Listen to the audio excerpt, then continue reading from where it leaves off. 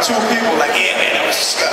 And, but this is so important because when you stand up for God, you're not always going to get cheered on. That's right. And here you're doing it for your teammates. That's right.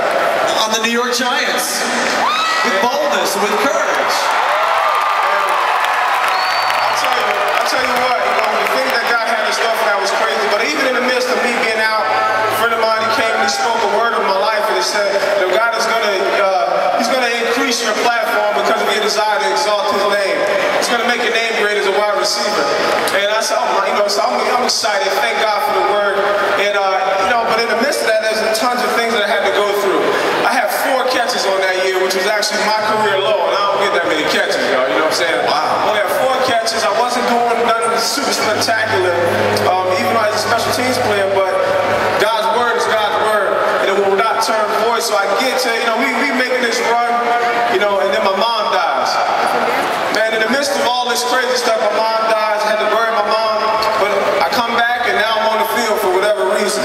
And so obviously, we know what's going on in New York City, New Jersey. The Giants are in the Super Bowl. And, absolutely unbeknown to me, I'm out on the field in the midst of all this, and the night before, my spiritual mother released some very powerful words, and a couple of them I'll share with you. She said, the Lord is going to give you hinds feet, the feet of an animal, to cause you to jump higher. And then she also said to me, the Lord is putting spiritual glue on your hands. Y'all didn't catch that, did y'all? So y'all don't have to ask me, how did you catch that ball? So, and also she released to me, the Lord is going to give you the big play. So, obviously, everybody knows about the catch, but nobody remember the touchdown that I actually, yes, it is. A touchdown, you didn't have no touchdown. But I had a touchdown in the Super Bowl too. That was probably the most forgotten touchdown in Super Bowl history. So in the midst of that,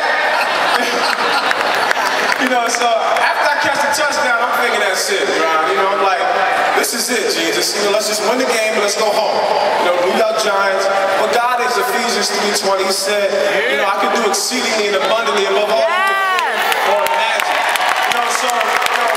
Just prepare yourself for something. When God lays something before you, expect a great harvest. And that's what he did. He performed his word from the beginning to the end. And he used the lowest of the lowest. The dude who got caught with a half a pound of marijuana 4 years ago, he chose to exalt before the largest televised game in the world. Isn't that awesome? Amazing God. Amazing God. Now, just a couple more questions here, David.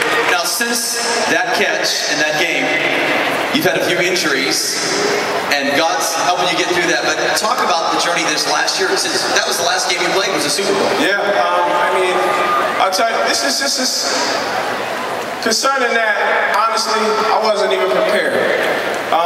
You get to this high place in God, and this is, it's a God moment. And literally picking up a bottle of lotion, sitting down, picking up a bottle of lotion, I tear my knee up, which, eventually put me out for the season. I'm saying, God, what is this all about? I'm binding the devil, I'm beating down every principality I can find, and, Thank God still has a big cat, you. And if everybody could just bow their heads for just a moment.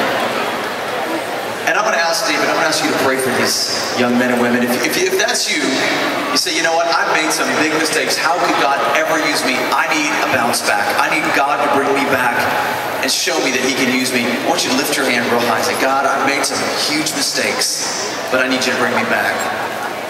David, would you just pray for these young men and women? Father, we just thank you for who you are, for your presence, and even for your holy conviction right now that resides in this place, God. And I pray, God, for all of us, because there's none of us that are guilt-free. But I break the condemnation that the enemy would try to bring against your sons and your daughters.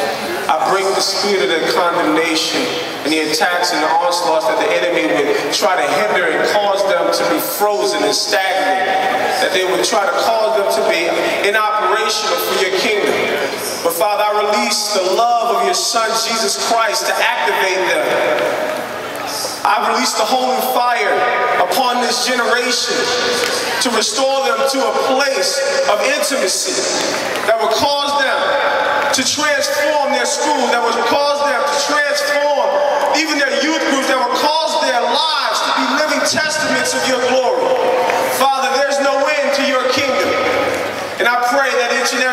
each and every person right now, that there will be no end to the glory of your Spirit poured out upon their lives.